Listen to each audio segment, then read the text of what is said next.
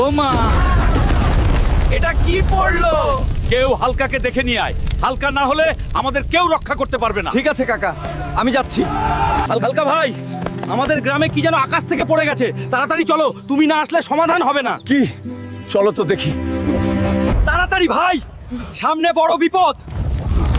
সামনে থেকে সরো, আমাকে যেতে দাও, দেখতে দাও। শুনো সবাই, আমি পাথরের সাথে কথা বলতে পারি, তোমরা সবাই চলে যাও। আচ্ছা ঠিক আছে হালকা। পাথর ভাই, তুমি কিন্তু কিচ্ছু বলবি না। আমি যে গ্রামবাসীকে ভুল বুঝিয়ে টাকা নিব।